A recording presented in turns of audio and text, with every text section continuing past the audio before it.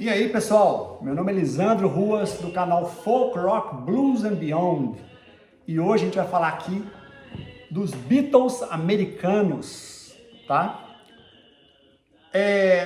O que acontece? Lá nos Estados Unidos, tô falando aqui da década de 60, tava tendo uma demanda, o mercado lá tava tendo uma demanda de uma banda que daria uma resposta àquela invasão britânica.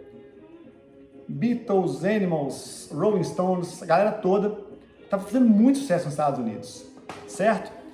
E aí, obviamente, eles estavam precisando de uma banda, mas que tivesse uma demanda, né? Que tivesse um apelo popular, que fosse uma banda que fizesse sucesso, que a juventude da época se identificasse. E aí que entra a banda Byrds, tá? Vou contar a história dessa banda aqui, começando pelo Roger McGuinn, que era um músico que morava em Chicago. Ele era da cena folk, tá? Ele era um pouco da cena folk. E com um grupo que ele tinha lá em Chicago, ele foi fazer uma apresentação lá em Los Angeles. Chegando em Los Angeles, eles foram... O Roger McGuinn chegou lá antes, uma semana antes, e o lugar que eles iam tocar na semana seguinte, ele foi para ver uma apresentação de um grupo de teatro. E um dos integrantes desse pessoal, desse grupo de teatro, era o David Crosby, que ele ficou conhecendo lá, ficou amigo do cara. O David Crosby mostrou muito interesse em música, falou que tinha umas músicas, que tocava violão e tal, até chegou a mostrar pro Roger McGuinn algumas composições e tal, alguns acordes, e aí ficaram amigos, tá? Bateu, a ideia dos caras bateram, né?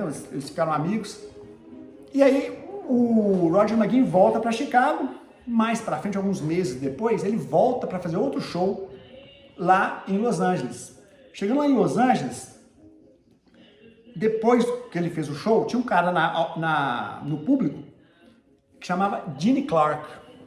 Esse Gene Clark chegou no Roger McGuinn depois do show, o moço falou que era compositor, tinha várias letras, várias composições, e o Roger McGuinn interessou. Pô, vamos fazer alguma coisa, vamos construir um negócio juntos aqui.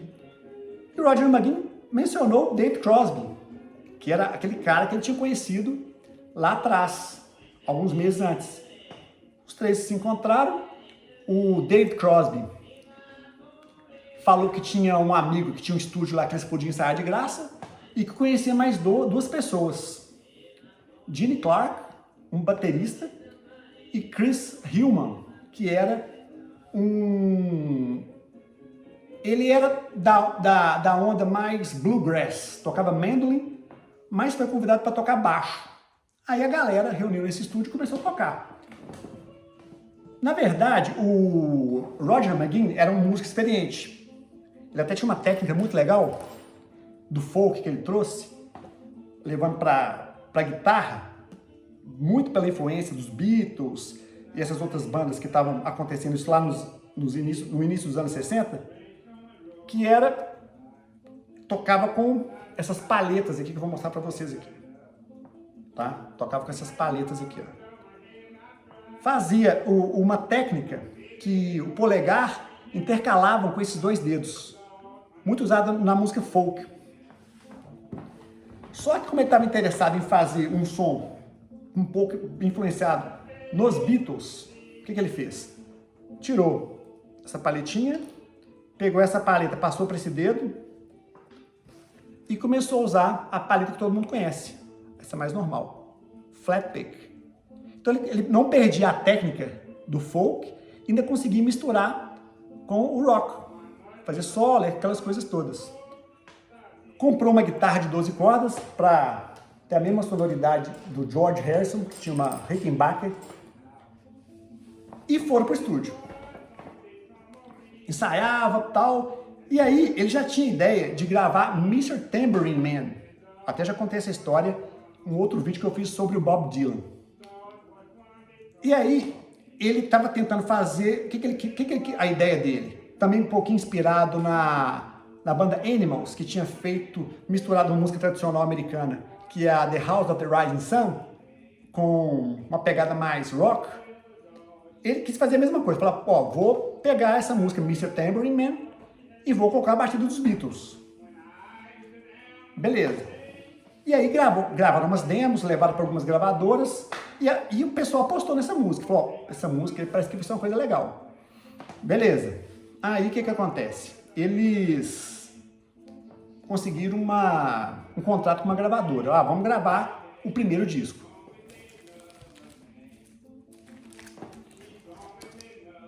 Aí vão pro estúdio, tá? E gravam esse primeiro disco aqui, ó. Vou dar pra vocês verem aqui, beleza. O nome desse disco é Mr. Tambourine Man. Só que teve um detalhe nesse disco aqui. O que aconteceu? Tirando o Roger McGuinn, que era um músico bem já experiente, os outros 4 membros da banda não tinham muita experiência, eram amigos. E até isso que eu acho que é um segredo do sucesso de tantas bandas dos anos 60, era uma coisa mais orgânica. O pessoal às vezes não era tão talentoso, mas juntava com outro que tinha um certo talento, e os caras eram amigos, gostavam da mesma coisa. Isso eu acho que contribui muito com a criatividade dessas bandas dos anos 60. E aí eles foram pro estúdio, só que o produtor, na hora que colocou a galera para tocar, falou, não dá para essa galera gravar. O pessoal não sabe tocar direito. E aí, o que acontece? Os caras ficaram furiosos, né? Óbvio, né? O Roger McGuinn, como era mais experiente, ia gravar, mas os caras não. Pelo menos a Mr. Tambourine Man, que era, vamos falar assim, a música que mais prometia desse disco.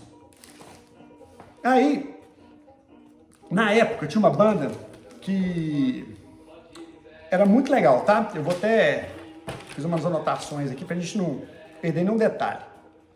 Wrecking Crew. A Wrecking Crew era um grupo que até o Roger McGuinn fala, que é uma galera que chegava estilo James Dean, calça leves, camiseta branca, jaqueta de couro, parecia mais uma gangue de motocicleta. Era um grupo que faziam gravações de estúdio para outras bandas. Ele até fala, muitas músicas pop que vocês escutem nos anos 60, com certeza, eu não vou falar o nome das bandas, ele falando, né? Mas muitas dessas músicas é essa banda que tocava. E foi o que aconteceu com o Birds também nesse disco. A Mr. Tambourine Man é toda gravada por esse grupo. Só o Roger McGuinn que gravou a guitarra. Teve outra música também, I Knew, I Would Want You, do lado B também, que essa banda gravou. O resto foi gravado pelo próprio pessoal da banda. E aí, esse disco fez muito sucesso. Essa música foi top 1 nas paradas de sucesso lá na época. E rendeu aos Birds uma turnê lá na Inglaterra. Aí tocaram nos principais locais da época lá na Inglaterra. Chegaram a conhecer os Beatles. Voltam pra... A gente tá falando de Los Angeles, tá, gente? E vão gravar o segundo disco. Que é esse aqui, ó. Ainda com 5 integrantes. O Gene Clark, aquele compositor, que é esse cara aqui, ó. Ele cantava, ele compunha, ajudava ele tinha uma composição muito forte, ajudava muito a compor. Cantava e tocava só um tambourine. E esse disco, ele já fez bastante sucesso também, com uma música que chama Turn, Turn, Turn, que é do Pete Seeger. Ele fez a mesma coisa que ele fez com a música do Bob Dylan, tá? Pegou a música, um folk clássico, foi lá e fez a batida dos Beatles, fez um riff de introdução e de final para finalizar a música, e também foi número 1 nas paradas de sucesso lá da época. Já nesse disco aqui, ele falou, a gente que vai gravar. Já tinham feito uma turnê na Inglaterra, já estavam mais famosos, e aí não tinha essa de pedir outra banda para gravar. Só que os caras ainda, né, ainda não eram tão bons ainda, tem até uma história aqui que essa música Turn, Turn, Turn, que fez sucesso, ela necessitou de 77 takes para ficar pronta. Então deu uma canseira danada na galera do estúdio lá. Mas, como eles já estavam mais famosos, eles podiam se dar esse luxo. Esse disco aqui também ficou muito famoso. Turn, Turn, Turn.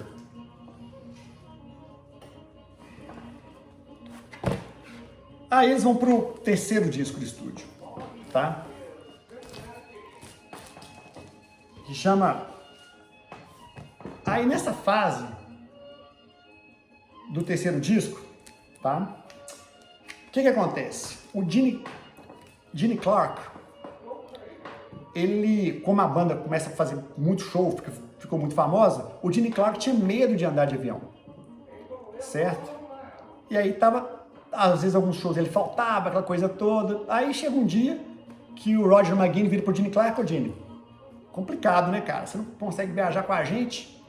E a gente, se você não gosta de voar, né? Se você não gosta de voar, você nunca vai poder ser um bird, né? Que é pássaro, né? Ele até fala isso, ó. Se você não consegue voar, como é que você quer ser um bird? E aí ele teve que sair da banda, não teve jeito. Aí nesse terceiro disco já é sem o Gene Clark. Os 4 membros originais continuam, né? Esse disco aqui é bem legal, tá? Nessa fase, a galera já estava escutando Ravi Shankar, estava escutando John Coltrane, e misturaram aquilo tudo com o som que eles já faziam. Inclusive tem uma música muito legal nesse disco que se chama 8 Miles High, ficou bem famosa. É uma música que o Roger McGuinn fala que ele pegou uma frasezinha de um solo do John Coltrane. Isso aqui também fez muito sucesso. Esse disco aqui não teve nenhum hit separado, mas o disco ficou em 24º lugar na Billboard.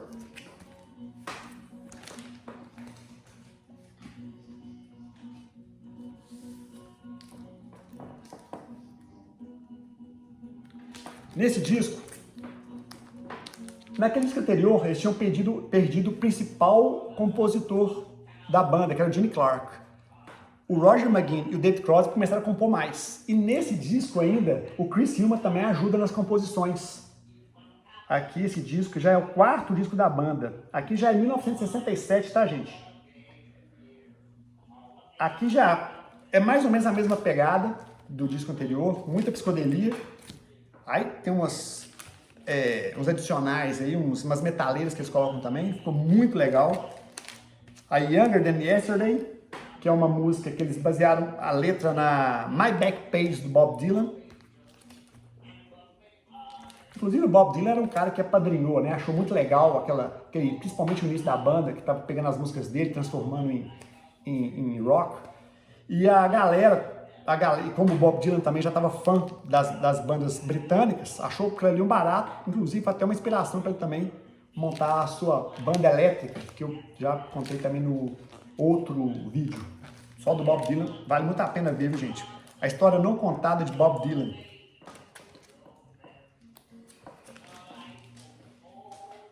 Coincidentemente, esse disco também ficou em 24º lugar na Billboard.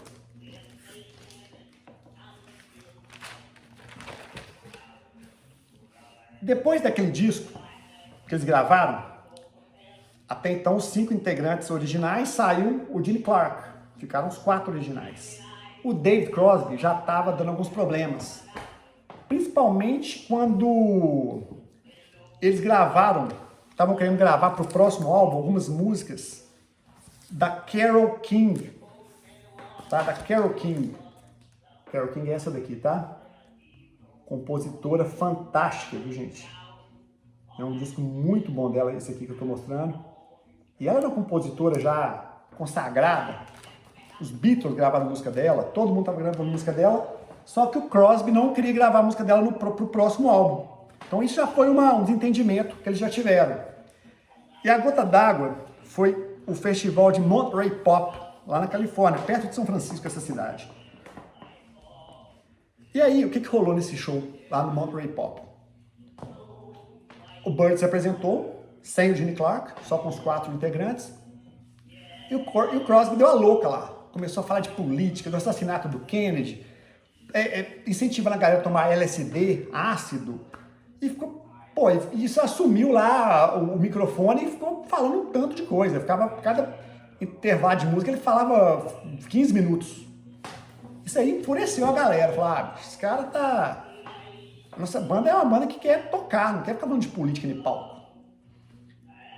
E aí, tiraram o Crosby pro próximo álbum, que seria o quinto deles, de 1968, The Notorious Byrd Brothers. Diz a lenda que, igual eu falei, eram 4 membros integrantes, estão os 3 aqui, tá? O Michael Clarke, Chris Hillman e o Roger McGuinn aqui no meio. E falam, diz a lenda, tá? Ninguém confirmou essa história, que o Crosby foi substituído por um cavalo aqui, ó. O Crosby acabou participando desse disco também, porque como eles já estavam trabalhando nas músicas, desse disco tinha 3 músicas dele. Aí ele falou, vou gravar pelo menos alguma coisa nessas músicas que eram minhas e tal, ou parceria minha e tal, gravou. Mas já tinha sido demitido dos Byrds. Todo mundo sabe da história, muitos de vocês já devem saber da história, que o Crosby, saindo do Byrds, foi para esse grupo aqui, ó, o Crosby, Stills and Nash. Esse disco é muito legal. Eles gravam 2 músicas da Carole King, que são muito legais, inclusive a Wasn't Born to Follow foi pro filme Easy Rider, que ia ser feito 2 anos depois desse disco aqui. Esse disco aqui já, apesar do tumulto, porque esse disco aqui, ó, na verdade foi um tumulto que aconteceu, porque teve essa saída do Crosby, o Michael Clarke, o baterista, já estava querendo sair da banda, o baterista, mas ele finalizou as gravações e sairia no final desse disco. E aí, dos membros originais, iam restar só o Chris Hillman e o Roger McGuinn. Beleza? Descasso isso aqui, viu? Muito bom mesmo, apesar do tumulto. Muito legal.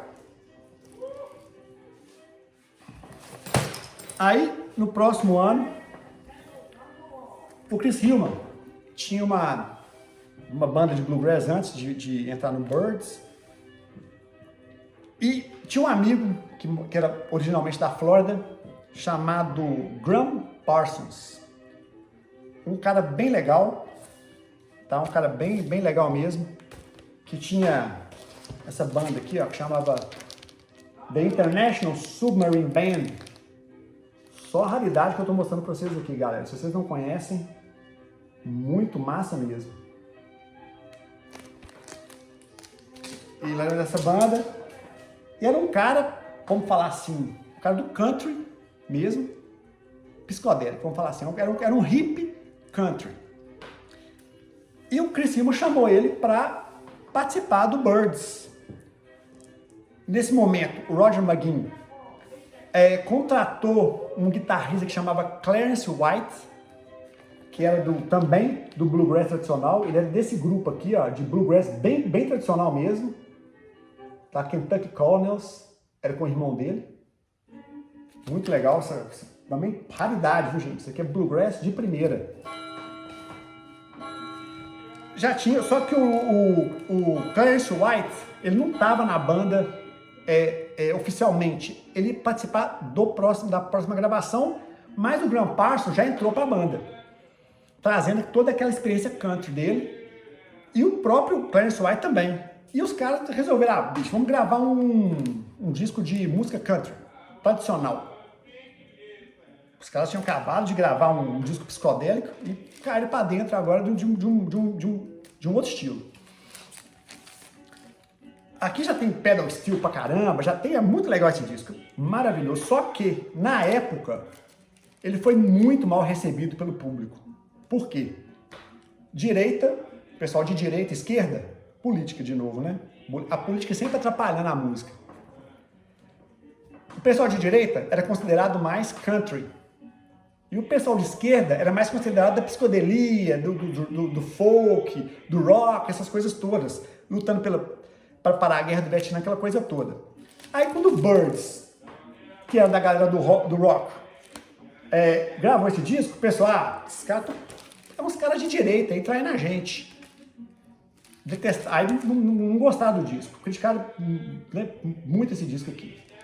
E aí, eles foram apresentar esse disco aqui lá em Nashville, que é a capital da música country, lá nos Estados Unidos, num lugar que chama Grand Ole Opry, que é um lugar famoso, que já passaram lá todos os artistas da música country, os reis da música country, e a cena country toda passou por lá.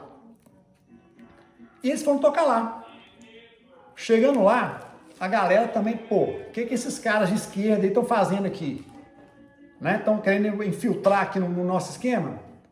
E foi um show que o próprio Roger McGuinn fala que foi um show a recepção mais fria que ele teve na vida. Não deu certo esse disco, apesar de, tá? Esse disco aqui, ó, com o tempo, ele foi ficando muito famoso, foi cada vez ganhando mais fãs, e até a revista Rolling Stone, quando lançou aí os 500 álbuns mais importantes da história, escolheram 3 discos dos Birds que entraram nessa lista. E, curiosamente, esse disco aqui, ó, era o primeiro dos Birds. Entre os 3 do Birds, esse aqui foi o primeiro, o melhor ranqueado. Isso aqui é coisa boa demais, viu? Coisa boa demais. Uma galera de primeira tocando aqui.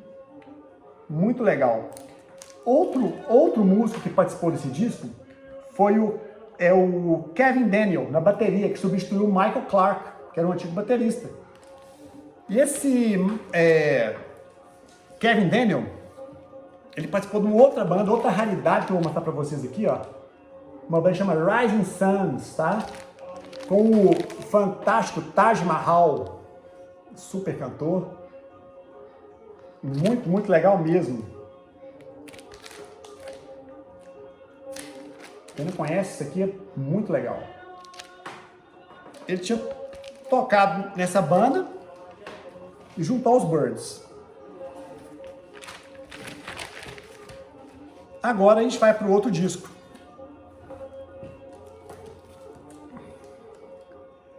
Aí o que acontece? Um detalhe bem legal desse disco aqui ainda é que depois desse disco eles foram fazer um show lá no Albert Hall, lá na Inglaterra. É um lugar lá, era um lugar bem legal lá na Inglaterra. O Royal Albert Hall, tá? Era só bandas importantes que tocavam lá. Eles fizeram uma apresentação lá. Depois desse disco aqui, do Sweetheart of the Rodeo, tá? Tocaram lá, foi muito bacana. E os Rolling Stones, o Mick Jagger e o Keith Richards, ficaram sabendo e tal, e acabaram conhecendo a banda e ficaram muito amigos do Graham Parsons. Ficaram bem interessados no estilo country dele. O Rolling Stones estava já flertando com essa música country para misturar com o rock que eles faziam.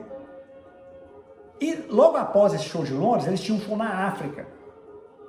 E aí o Graham Parsons começou a sair com o Keith Richards e chapava todas e tal. E aí, cara, o Keith Richards chegou para ele e falou: ô Graham Parsons, cara, o que você vai caçar lá na África, cara? Lá não tem nada, lá é um lugar ruim pra caramba, o que você vai fazer lá, velho? Vamos ficar aqui tomando uma, vamos ficar aqui de boa. E aí o Graham Parsons falou: beleza, não vou no show da África. Só que os caras do Birds ficaram putos com o cara, né? E demitiram o Graham Parsons, tá? Com essa saída do Graham Parsons, ele acabou levando o Chris Hillman junto com ele. Que eles já iam montar essa banda, Flying Burrito Brothers, que é muito bacana também, tá? Chris Hillman aqui, ó. E o Graham Parsons aqui, ó. Chris Hillman e Graham Parsons. Acabou levando o cara do Birds com ele. Chris Hillman já estava interessado em fazer um som mais country, rock, assim. Vazou com o cara. E nessa amizade do Graham Parsons com o Keith Richards, os caras até fizeram uma composição que ficou muito famosa, que é a Wild Horses, que entrou nesse disco dos Rolling Stones aqui, ó, Stick Fingers. E essa banda que o Graham Parsons montou com o Chris Hillman, tirou o Chris Hillman do Birds também, essa Wild Horses entrou nesse disco aqui, ó, que é o segundo disco do Flying Burrito Brothers. Só raridade aqui, viu, gente? Muito massa mesmo esse som todo que eu tô mostrando pra vocês aqui. Beleza. Tá, aí foram pro sétimo disco. O Birds foi pro sétimo disco. Aqui já tinha saído Gene Clark, não sabia andar não queria andar de avião. Já tinha saído David Crosby, cara, endoidou lá no festival lá de Monterey. Aí já tinha saído também o Michael Clarke, baterista, e agora o Chris Hillman. O único original nesse disco aqui é o Roger McGuinn, tá? Quem que era essa banda aqui? O Clarence White, que antes era um contratado, virou oficial da banda. O John York, que é o que tocou com Taj Mahal, também continuou na banda. E contrataram um outro cara que chamava Gene Parsons, que começou a andar com eles aí. Tá? Gene Parsons. E o Gene Parsons, o John York, tá? Ele entrou no lugar na verdade, ele entrou no lugar foi do Chris Hillman. Ele entrou por baixo. E o Gene Parsons, bateria. E aí o que acontece? Esse cara aqui, ó, o Gene Parsons, com o Clarence White, ficaram muito amigos. E o Clarence White, como ele vinha do country, ele queria um efeito na guitarra dele para dar o som do pedal steel, aquele som mais country. E aí o cara era baterista e também o cara, sei lá, engenheiro, não sei. Os caras eram bem aventureiros nessa época aí. E o Gene Parsons construiu pro Clarence White, essa belezura aqui, um esquema que aqui onde vai a correia, onde prende a correia, ele fez uma alavanca aqui, ó, que atrás da guitarra, quando ele pegava a correia e fazia assim com a correia, esse pininho aqui, ó, ele mexia, e essa corda B, por isso que era B-bender que ele inventou. Essa corda aqui, ó, essa corda C, ela caiu o tom dela.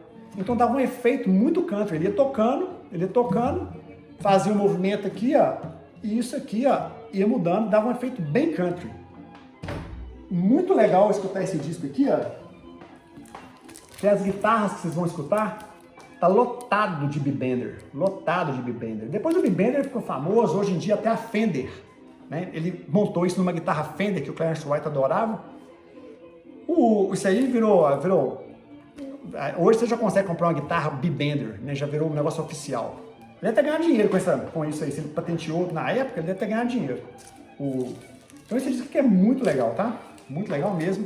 Tem umas músicas assim, muita guitarra com esse B-bender.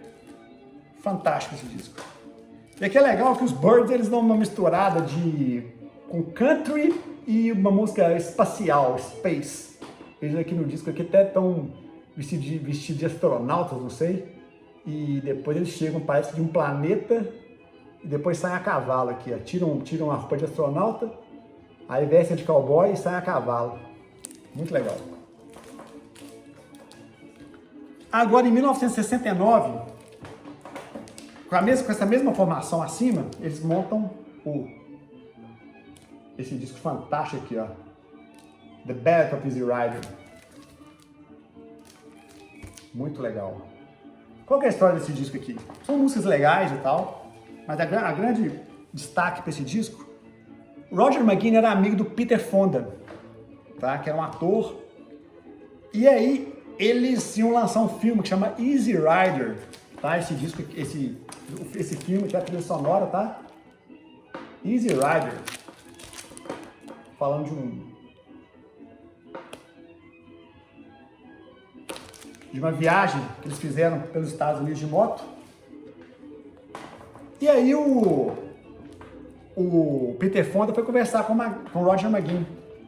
Na verdade, ele já tinha uma música dos Byrds, daquele disco Notorious Byrd Brothers, que ele já ia colocar no filme, como trilha sonora. E aí, beleza. Aí o Roger McGuinn achou massa a ideia e tudo beleza. E ele foi atrás do Bob Dylan, que estava lá, em Los Angeles. Foi lá conversar com o Bob Dylan. Ô, Bob Dylan, você não faria uma música pra mim, pra um filme que eu tô querendo fazer e tal? Ele tava num restaurante. Eles se encontraram no restaurante e começaram a conversar lá no restaurante. Aí o Bob Dylan chegou, cara, pegou um guardanapo, escreveu umas 4 frases lá no guardanapo, que já era a letra da música que ele tava pedindo. Entregou pro Peter Fonda. Falou, ô Peter Fonda, faz o seguinte, cara, entrega isso aqui pro Roger McGuinn dos Byrds, que ele vai saber o que vai fazer com isso aí. Aí, beleza. Aí o Peter Fonda pegou aquele guardanapo, levou pro Roger McGuinn, e o Roger McGuinn compôs, acabou de escrever a letra, colocou música, escreveu a The Ballad of Easy Rider, que é uma música que fecha o filme, uma música muito, muito, muito bonita. Essa música aqui é muito legal. Já agora, no 9º disco da banda, que eu acho que é aí, desde a primeira formação, tá? Aquela primeira formação original, eu acho que agora entra um outro integrante, tá? Que o baixista, o John York, a namorada dele não gostava que ele ficasse fazendo turnê com a banda, não, é muita mulher envolvida, não, sai fora. Aí o cara acabou que saiu fora da banda, e eles contrataram no lugar desse John York, o Skip Battin, que pra mim, depois da formação original, é a formação mais, depois da original, é a mais legal. Aí o nível musical da banda subiu bastante, eles costumavam fazer shows aí com muita jam, chegavam e mandavam a mão instrumental mesmo, foi muito bacana. E o disco que eles gravaram tá em 1970, com essa formação que foi esse disco aqui. Ele não tem título, tá? É Untitled. Essa galera aqui, ó. Skip Battin, o novo baixista. Do lado aqui o Roger McGuinn, o Gene Parsons, o cara que criou o B-Bender, e o Clarence White, que usou o B-Bender, o cara que veio da música Bluegrass, né? Olha, esse disco aqui é muito, muito legal. Eles fazem tem um lado dele que é ao vivo e outro lado de estúdio, tá? Eles gravaram aqui a Chestnut Mare, que fez muito sucesso, é uma música super legal. E o lado ao vivo, eles fazem uma jam daquela 8 Miles High, que é lá de 66. Que aí eles chegam e fazem uma jam gigante, né? Faz uma jam gigante. E o instrumental de responsa mesmo. Fizeram vários shows ao vivo muito bons. Esse disco aqui também é muito legal. Aí com essa mesma formação, eles vão, em 1971, Birdmaniacs, um disco bem legal também. Depois vão para Farther Along, que é de 1972, bem legal, bem country. Os caras aqui, ó. Formação massa. Roger McGuinn, Gene Parsons, Clarence White, Skip Battin. Formação excelente. Tem uns vídeos dele no YouTube, naquele programa alemão Beat Club, muito legal. Aí, com a questão do sucesso, né, mais dessa fase final aí, não estava muito...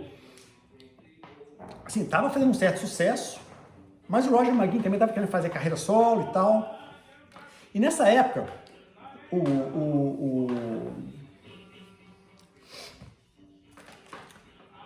o Dave Crosby, o que ele fez? Ele já tinha feito muito sucesso com a banda Crosby, Stills Nash, Young, tinha feito bastante sucesso e tal, mas em 1973 já estava uma fase meio que de incertezas, tá? Pro Dave Crosby.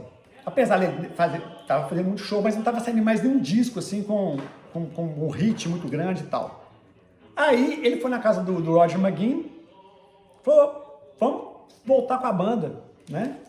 E aí eles gravam esse disco aqui, cara, 73, muito legal. com a formação original, Gene Clark, Michael Clark, Dave Crosby, Chris Hillman e Roger McGuinn. Eles fazem como se fosse, né? Esse disco não foi de muito sucesso comercial, mas para o registro aí da história da música foi muito legal esse retorno deles, né? O último disco da banda, depois o Roger McGuinn foi para a carreira solo. E aí essa é a história dos Byrds, a resposta americana ao sucesso das bandas inglesas que estavam invadindo os Estados Unidos. É isso aí, galera. Então espero que tenham gostado desse vídeo aí. Vão vir muitos outros vídeos aí, podem esperar, tá?